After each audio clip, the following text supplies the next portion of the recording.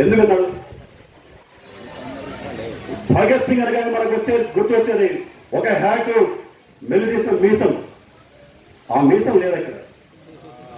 అందుకోసం ఇందాక ఎప్పుడు స్టేజ్ మీద పిలుస్తారా, ఎప్పుడు మీసం పెడతామని చెప్పి వస్తాను. మీ అందరూ అనుభవిస్తే మీసం పెడతాను.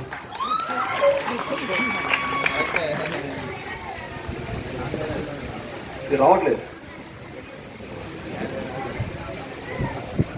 స్కెచ్ పెన్ లేదు. ఇప్పుడు అసలు విషయానికి వద్దాం. ఎక్కడో పుట్టి ఎక్కడో పెరిగి ముందు గులాముల్లో వంగి వంగి సలాములు కొట్టుకుంటూ ఈ దేశంలో అడుగుపెట్టి రవి అస్తమించిన బ్రిటిష్ సామ్రాజ్యాన్ని స్థాపించాలని కలలుగన్న బ్రిటిష్ ముస్లింలను ఈ దేశ పొలిమేర నుంచి తరిమికొట్టడం కోసం ఆ రోజు సాగిన మహోత్సవ స్వాతంత్ర పోరాటంలో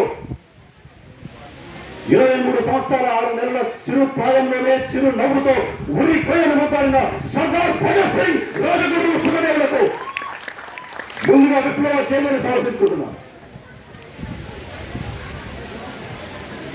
భగత్ సింగ్ ఫోటో చూడగానే, భగత్ సింగ్ ని తలుచుకోగానే మీకు, నాకు, నరకం అందరికీ కూడా ఒళ్ళో ఒక విద్యుత్ తరంగాలు వస్తాయి.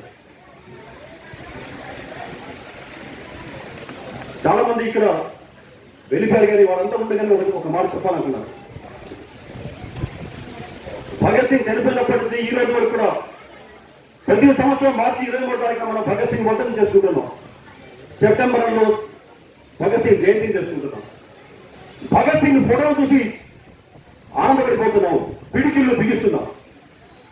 కానీ ఇక్కడ చాలా మంది నాకంటే సీనియర్ నాయకులు కూడా ఉన్నారు. మా గద్దరన్న ఉన్నాడు, సూర్యుడు ఉన్నారు, కానీ నా గద్దరన్న కనిపిస్తుంది. నేను ఇందాక వచ్చినప్పుడు కూడా వెనక్కి కూర్చొని ప్రొఫైల్లో చూస్తున్నా.